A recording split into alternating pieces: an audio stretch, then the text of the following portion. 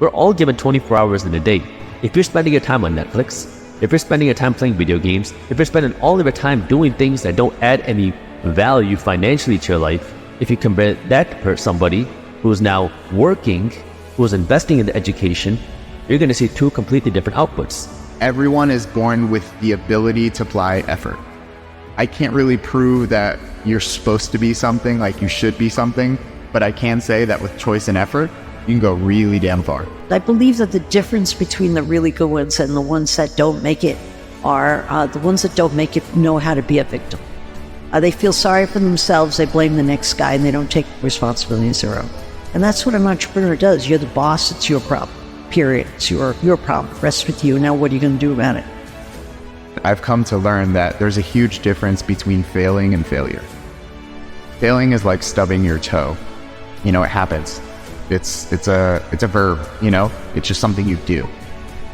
But failure is a noun, it's an identity. And I failed a lot along the way.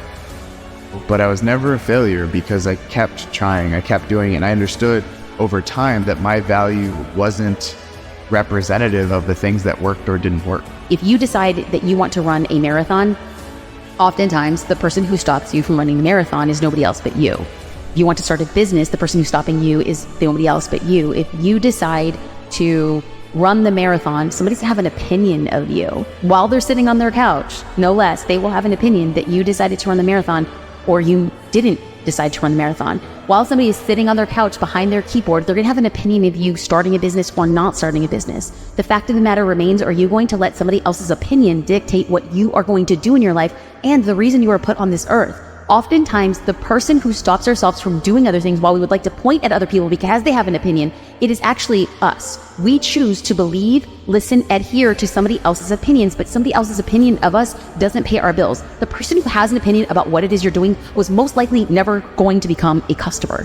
When it comes to the differences between the rich and the poor, it doesn't start with how much money you make. It doesn't start with what degree you have. It doesn't start with who your parents are. It doesn't start with what background you have. It starts with what mindset you have. I'm not very nice or fair-minded with rich kids. The problem with investing in a business owned by a rich kid is usually raise money already rather easily. It's not sweat equity. So you got a chunk of change to get started.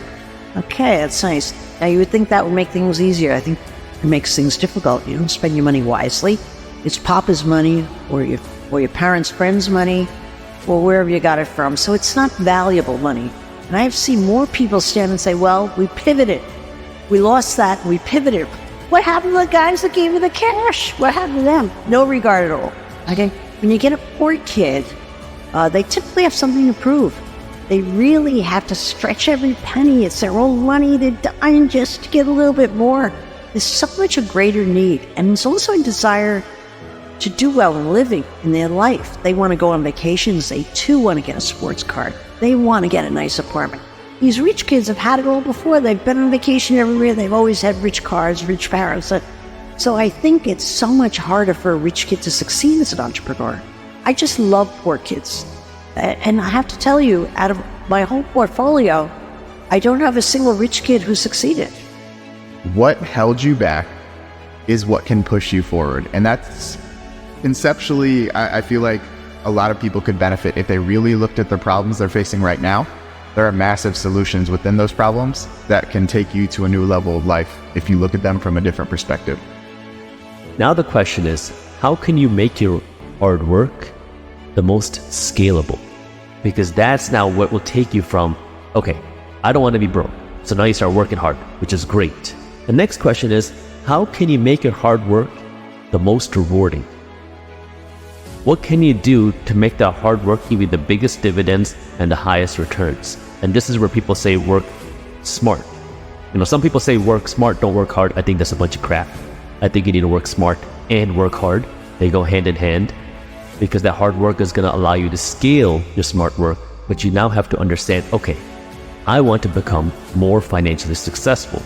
So now, how do I do that? What is the financial education? What am I working for? When I make more money, what am I going to do with this money? Where am I going to invest it? How am I earning this money? What can I do in terms of taxes to protect my wealth? What can I do with my investments to scale them? What can I do to build an asset? What can I do to build a business? What can I do to scale the assets that I do own? So now you start asking these questions. And I know this is getting very deep on some of these topics, but it all starts with that mindset of believing that it's possible for you. Because if you don't believe it's possible for you, you're right. But if you believe it's possible for you, you're also right. And whatever your belief is going to change what output you take. In the time that are very hard moments, I always think to myself, like, there is no good reason. I had no business starting a business, and yet I started one. And I have found ways to create and make and sustain multiple 7-figure revenue streams. And while that may or may not be the case for everybody else, I strongly believe that every single business owner, once armed with what they know how to do, and once armed with the marketing, and once armed with the discipline, and once armed with the consistency, that they too can build a 6-figure revenue stream. I believe that with every fiber in my bones. Can you deliver on the promise that you are making? Can you sustain those customer relationships? Because if then, I believe, hands down, you can create a 6-figure revenue stream. And in America, if you are creating a 6-figure revenue stream, you are in the 1% of the 1%. But I don't think I'm special. I believe everybody can do this. I've learned that you get back up and all the opportunities and getting back up. Just got to be a habit of getting up. You get up and you're going to find something that you can do something with. Just get up. Building wealth, it's a very simple formula. Spend less than what you make and invest the difference. Period. Now, if you want to achieve more wealth, you need to invest more money. How can you invest more money? You can spend less money, or you can earn more money. It's as simple as that. Now, there's a limit to how much less you can spend. There is a limit to how many costs you can cut, but there's no limit to how much money you can earn.